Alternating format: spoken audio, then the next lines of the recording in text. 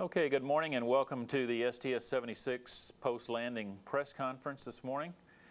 To my right is Shuttle Program Manager Tommy Holloway, and to his right, Entry Flight Director Jeff Bantle, and we'll hear from Tommy first on sort of a wrap-up on the flight. Tommy? As you know, we've just completed the flight of STS-76 by landing at the Edwards Air Force Base. STS-76 was a particularly rewarding flight in that it has demonstrated exceptionally well the maturity of our Phase 1 support and our progress in implementing the Phase 1 plan. We are ahead of at least my own expectations, having worked on the Phase 1 program for 4 years in terms of where I thought we would be at this point in our operations. It also demonstrated, continues to demonstrate our support for the station program and our systems operations, our rendezvous, logistics transfers, and our ability to do the kind of things that we'll have to do in the future to support the station. One of the original design requirements for the shuttle was to be able to be a support system for a future space station, and those design requirements were implemented very well. The third area that I'm particularly pleased with is that I think this flight demonstrated the continuing strong technical support that we have across the shuttle team that enables us to go forward when we have issues facing us, such as the case of nozzle joint situation that we discussed with you pre-flight, the hydraulic leak that we had during powered flight. We had a very strong technical team that was able to give us good recommendations. And of course, yesterday the flight team dealt with a small problem with the micro switches on the payload bay doors. All of those things continue to give us a great deal of confidence that the overall infrastructure of the shuttle team is still very strong and is doing very well. STS-76 launched within 1 day when we planned to launch it some 15 months ago, and again that bodes well for a large number of people across the team who worked to make these things possible. STS-76 in of itself was a pathfinder for routine science and logistics supply and return for space station flights in the Mir program. We also demonstrated our EVA working with the Russians and using their hardware. Continued to expand our EVA experience and demonstrate hardware that we'll need on the space station, including an operational safer that will be flown on all station flights. On this flight, we transferred and brought back a large amount of equipment, some 2,600 pounds. We delivered some 2,600 pounds of experiments and hardware to the Mir station, over 600 pounds of food generated and transferred to the Mir station, over 1,500 pounds of water, transferred air, nitrogen, and O2, about 100 pounds, and brought back U.S. science, about 360 pounds, Russian hardware, which in some cases they'll refurbish and be able to use again in the future, some 700 pounds, and brought back 68 pounds of science equipment for our colleagues in ESA. All this is not possible without a great deal of support all around the country and indeed across the world from all of the projects from the solid rocket people in Utah and Huntsville, main engine folks from Canoga Park and Huntsville, and solid rocket boosters from down in Huntsville and Kennedy, as well as the orbiter project here at JSC, people down in Florida who processed the vehicle, and by the way, they did a really outstanding job, and with few problems in the flow of getting ready to fly this flight. And of course, Jeff and his team here in Houston who implement the flight operations. So if it sounds like I'm well pleased, you're reading me correctly. So Jeff, how'd the entry go? Well, the entry was great, and I can't add much to the success of the flight other than we had a real good entry today. We gave KSC every opportunity to try to land there. Sometimes the weather's just not going to cooperate, and it was a bit too dynamic and unstable both yesterday and today, but it's nice to know we have a good site in Edwards, and you can see there are times when we need to use that site.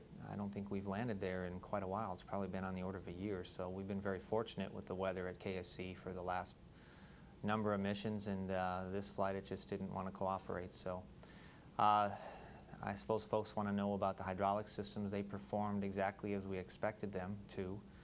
We did bring System 3 up in low press at about 8 minutes to the ground, and as we saw during post-MECO time period, it did not appear to leak. It may have leaked a very, very small amount, but it was imperceptible to us. And then shut it down, wheel stop, and everything pretty much went as expected. I think Kevin Chilton and his crew did a great job both yesterday and today getting ready to land the vehicle, and you saw a very pretty touchdown and very good place to land. The Dryden folks were super in how they supported the vehicle and the crew and got the cooling carts hooked up, and all that just went like clockwork. So it was a real good day today, and I guess we're looking forward to the next flight coming up here in a little while. That's all I have. Okay, thank you, Jeff. And we'll go here for questions first here in Houston. Mark? This is Mark Carruth of the Houston Chronicle. I have a question for Mr. Holloway just regarding the maturing process of the Phase 1 program. It began by demonstrating the docking and then an assembly. This time you transferred crew, cargo, and did a spacewalk. I just wonder what you see ahead now. Are there other major milestones of that sort, or is this going to be kind of building on what you've already accomplished? I think I would characterize that in two ways. Of course, for the next several flights, it'll be building. We'll fly double space hab starting on STS-79, and we'll have a larger, some 2,000 pounds larger amount of capacity for science and logistics. So stepping up to that delta in the transfer operations will be another step in that process. Secondly, on STS-76, we're planning joint EVAs where the Russians and the U.S. astronauts, the cosmonauts and the astronauts both will be outside at the same time doing joint work. So I think in the big picture, that'll be the next major new thing that we'll be working with. So for a few flights, we'll be implementing and expanding on what we've learned. Okay, we'll take questions now from Kennedy Space Center. This is Vicki Vaughn with Reuters. I have a question for Mr. Holloway. You had the hydraulic leak problem, the problem with the latches, and the problem with the thrusters, and I'm wondering if those, all told, would require a longer processing time or anything different in the processing of Atlantis than you would normally do. Well, certainly it adds work to the processing flow, and theoretically would take a little longer. The thrusters do take time. We will be most likely changing out thrusters on the two manifolds where the failures occurred. Whether it'll affect our schedules or not is we haven't determined yet. That will occur in the next 2 to 3 weeks as we understand the total set of work that is required to prepare for the next flight. So to answer the question of whether it affects the launch day of the next flight, we probably won't know for 3 to 4 weeks. But it does add work to the system to do what has to be done to correct the problems and change out the thrusters. Thank you. And you had said earlier that you were fairly certain that the hydraulic leak was confined to the aft compartment. Have you had a chance to see whether or not that was so? I don't believe so. Jeff, have you? No, I don't. Do you have any information? No, I don't have any information yet. We'll have to take a look in there. I haven't heard anything if anybody's looked yet. This is Seth Bornstein from the Orlando Sentinel. For Jeff, if you can help me understand the entry decision here to go to Edwards, a couple quick questions on that. First, is there any reason why you didn't hold off opportunities for Monday? And second, was it Bob Cabana who basically had the final, the weighing call that helped weigh your decision on your mind on the second wave off? First, with the weather, why landing today versus Monday. KSC was improving a little bit Monday, but it was still fairly iffy in the influence of some frontal and post-frontal type weather. So it wasn't any amount of a guarantee. Edwards also had a small chance tomorrow of having a lower deck. So given all that, we knew we had a good Edwards today, so that seemed like the best thing to do. With respect to the weather call today, we were real concerned with low-level clouds. We get quite a bit of information, starting with ground observers at KSC. We have, of course, a weather office here with a team of folks, a small team of folks that give us a lot of input. They have a lot of very good meteorological tools, and then, of course, Bob Cabana was in the STA flying, and probably you can't underemphasize the kind of observation he can do in the airplane.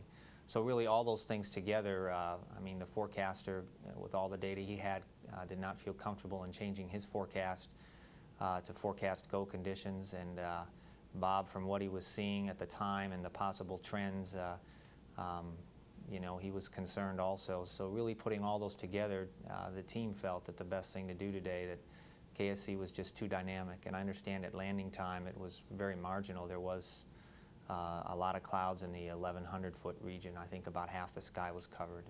We also don't like to push too hard when we've got very low clouds. And that kind of cloud and visibility is a big concern. So we would prefer not to take very much risk with anything in that area. To follow up on that, if I understand, I think you had consumables through mid next week, and in the past there's always seems to be a push just we'll take an extra day or so just so we can land it at Kennedy, and this seemed like, well, we want to get this one down early as soon as we can. Is that I mean, you talked about the weather, but were the other problems like the hydraulic fluid leak any factor or here, or just why it seems like a subtle shift in philosophy here? Well, I don't think it's that much of a shift. We had consumables, depending on how you played it. We actually were powered up a little yesterday, and would have, if we didn't land today, would have powered up a little more today to make more water with the number of opportunities. We definitely had consumables to go through Tuesday, which means we would have liked to land by Monday, but since we really didn't see much improvement in the situation on Monday, and a risk of maybe that we wouldn't have a good site on Monday like Edwards, it felt prudent to land today. And no, the failures aboard the vehicle really didn't have any significance. If that was the case, we could have landed at Edwards yesterday just fine. So it was not the case, let's get it down as soon as possible. We felt we'd give KSC as much reasonable chance to land there. We like to land there as much as the folks that live down in KSC like us to land there, maybe even more so, because now we have to bring the vehicle cross country, which we've done many times, but we prefer to land at the Cape. Makes it easier on the flow and just it makes it better. So I think we gave every opportunity, and holding out another day did have some potential risks that we wouldn't have an Edwards site to go to tomorrow. This is Michael Cabbage with Florida Today, and I have a big picture question on Phase 1 for Mr. Holloway. I'm sure you heard last week that Mr. Golden told Congress the Russians had 4 to 6 weeks to pay up their share for the International Space Station, or we'd start making plans to proceed without them. Up with the funding, what impact would this likely have on Phase 1, and what benefits would NASA get from continuing Phase 1 with the Russians if there's not going to be a Phase 2 with the Russians? Well, let me answer that this way. First of all, I can't speculate on what might happen to Phase 1 if Phase 2 relationship with the Russian is terminated. I can talk a little bit about what the potential benefits would be to continuing it.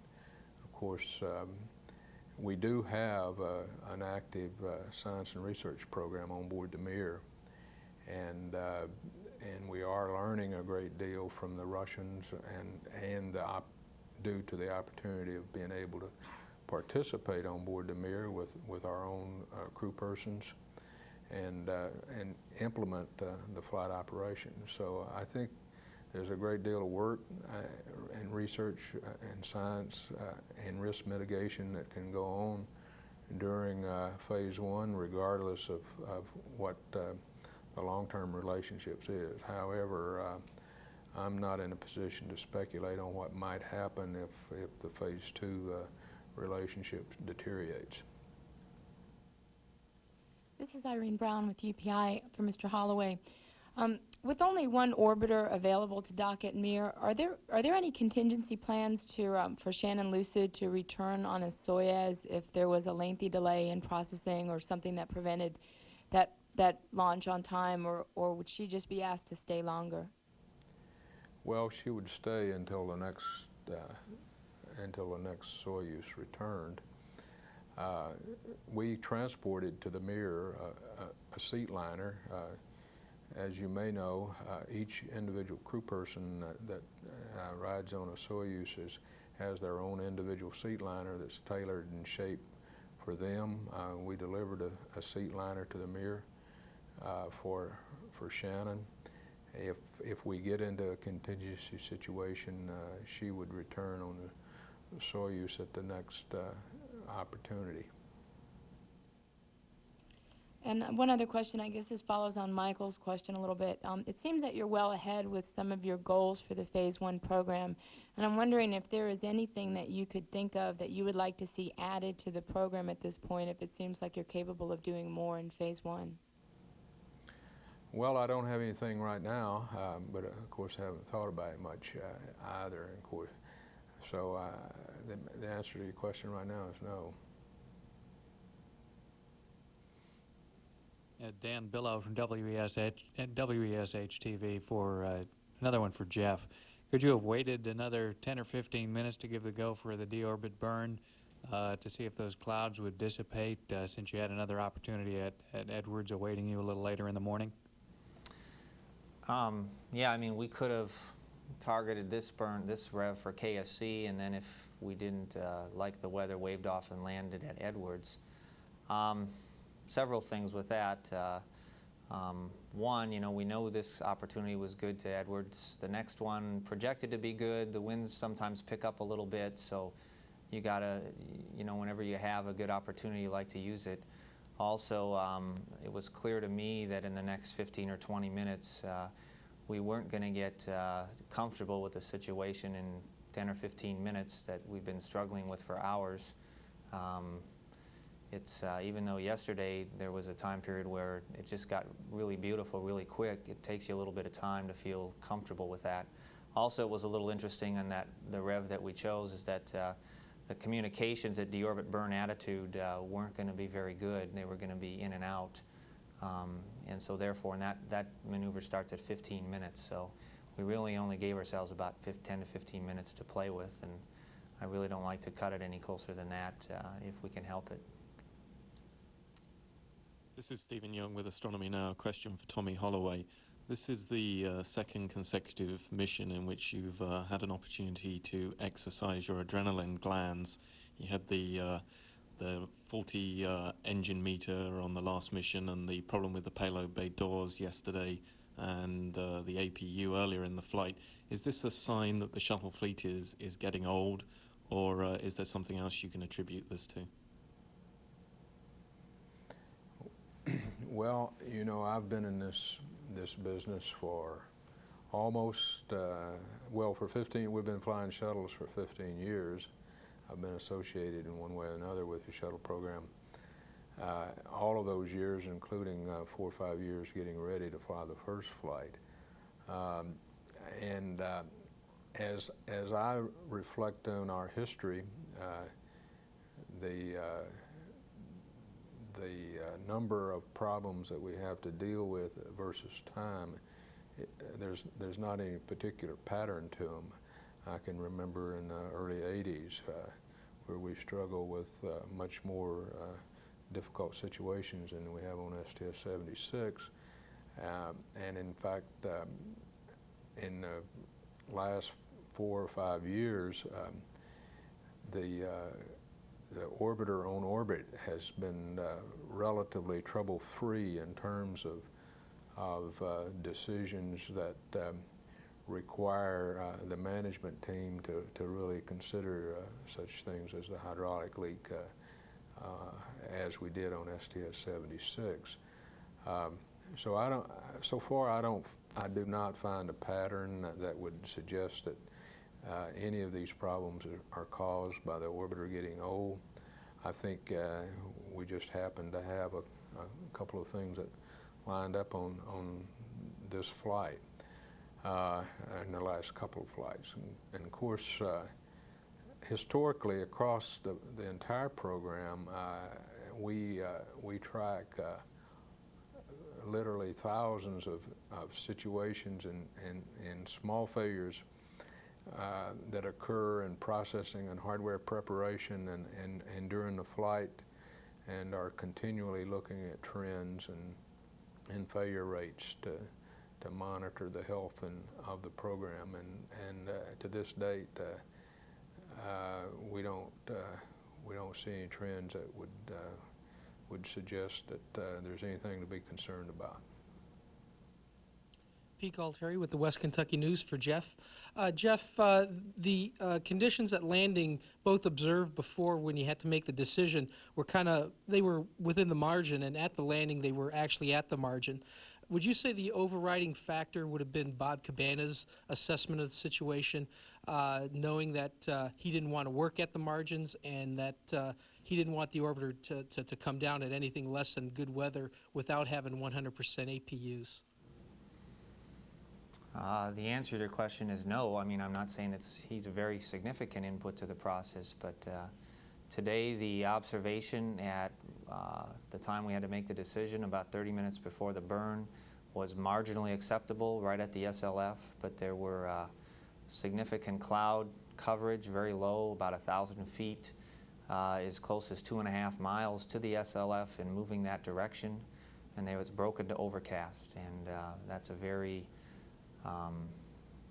concerning picture as that moves closer to the SLF. There was some breakup of those clouds, as Bob reported, but also the movement was faster than the breakup. Had we had another hour to watch it, we might have been able to time that better. You know, the sun works on that and changes the situation, but it was just too dynamic. I understand the observation at landing time was 1100 scattered, but the 1100 scattered was considered 5/10 coverage, which is marginally broken. So I would call that a marginally acceptable forecast.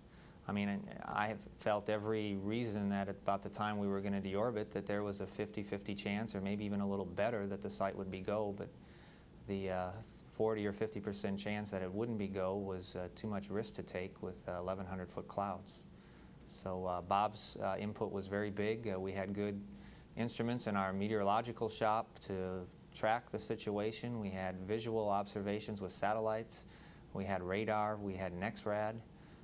We knew what the upper level winds were from the balloon soundings. We had a lot of information that was telling us this was a very unstable situation and very difficult to predict. And yesterday was very similar in that I think everybody felt there was going to be some short period of time where the weather was nice. It was just hard to pin that down exactly and to pin it down long enough to say we can land in it. So, you know, when it's very dynamic like that, it's very difficult. So I think the team did an outstanding job, and Bob was a very key part of that decision, and his input was very vital. Okay, thank you, Jeff. And I think we're through with questions at the KSC. Any follow-ups here? No, we're done with questions, so we'll conclude the briefing, and thank you for coming out today.